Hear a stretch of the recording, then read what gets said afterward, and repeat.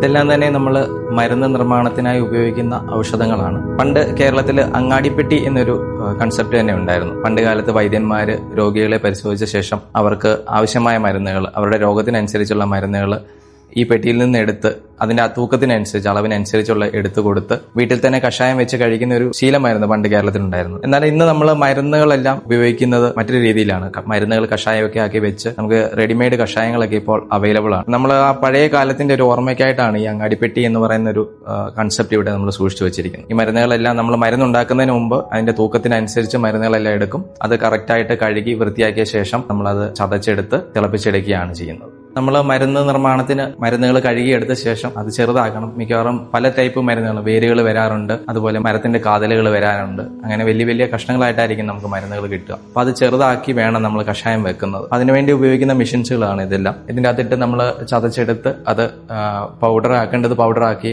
ചതച്ചെടുക്കേണ്ടത് ചതച്ചെടുത്തിട്ടാണ് നമ്മൾ കഷായ നിർമ്മാണത്തിലേക്ക് അല്ലെങ്കിൽ തൈലത്തിന്റെ മറ്റു മരുന്നുകളുടെ നിർമ്മാണത്തിന് വേണ്ടി ഉപയോഗിക്കുന്നത്. നമ്മൾ മുമ്പേ ഉണക്കമരുന്നുകളുടെ കാര്യമാണ് പറഞ്ഞത്. പച്ചമരുന്നുകളുണ്ടല്ലോ, കറ്റാർവാഴ അല്ലെങ്കിൽ പുളിയില, അങ്ങനത്തെ മരുന്നുകൾ നമുക്ക് ജ്യൂസ് ആയിട്ടായിരിക്കും മരുന്നിലേക്ക് ചേർക്കേണ്ടത്. അപ്പൊ അത് എടുക്കാനുള്ള ഒരു മെഷീനാണിത്, ജ്യൂസറാണ്. ഇതിലേക്ക് നമ്മൾ ഇതിലെ ഇലകളെല്ലാം ഇതിലെ അല്ലെങ്കിൽ ഇട്ട് കൊടുക്കുകയും അത് തിരിഞ്ഞ് ജ്യൂസ് ഇവിടെ വന്ന് കളക്റ്റഡ് ആവും. അതിന്റെ വേസ്റ്റ് ആയിട്ടുള്ള ഭാഗം മാറി അപ്പുറത്തേക്ക് വീഴുകയും ചെയ്യും. നമ്മൾ മരുന്ന് നിർമ്മാണത്തിന്റെ അടുത്ത ഘട്ടമാണിത്. മരുന്ന് തിളപ്പിച്ചെടുക്കുന്ന പ്രക്രിയയാണ്.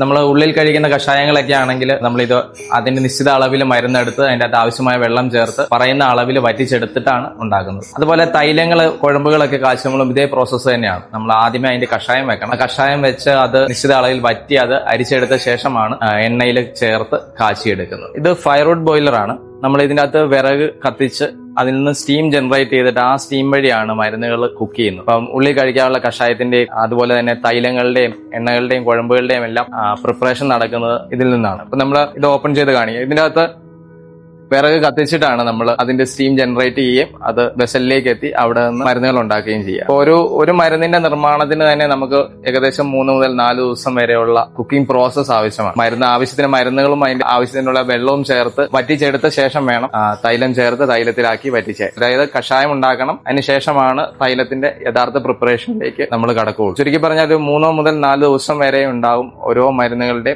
നിർമ്മാണത്തിന് എടുക്കുന്ന സമയം. മരുന്ന് നിർമ്മാണം പൂർത്തിയായ ശേഷം അതിന്റെ ആവശ്യമായ ക്വാളിറ്റി ചെക്കിങ്ങുകളിലേക്കാണ് പോകുന്നത്. QC പാസ്സായതിനു ശേഷം മാത്രമാണ് നമ്മൾ ഫില്ലിംഗ് യൂണിറ്റിലേക്ക് വരിക. ഇതൊരു ഓട്ടോമാറ്റഡ് ഫില്ലിംഗ് യൂണിറ്റ് ആണ്. മരുന്ന് അതിന്റെ ആവശ്യമായ ക്വാണ്ടിറ്റിയിൽ കുപ്പിയിൽ നിറയും. അത് അന്നേരം തന്നെ നമ്മൾ സീൽ ചെയ്ത് മാറ്റുകയാണ്. ശേഷം ലേബലിംഗും കഴിഞ്ഞിട്ടാണ് ഫൈനൽ ഫിനിഷ്ഡ് ഗുഡിലേക്ക് പോകുന്നത്. നമ്മൾ ഗുളികകൾ അരച്ചുണ്ടാക്കുകയായിരുന്നത്. അപ്പം മരുന്ന് പൊടിച്ചെടുത്ത ശേഷം അതിൻ്റെ അകത്ത് ആവശ്യമായ മരുന്നുകൾ ചേർത്ത് അരച്ചുണ്ടാക്കും.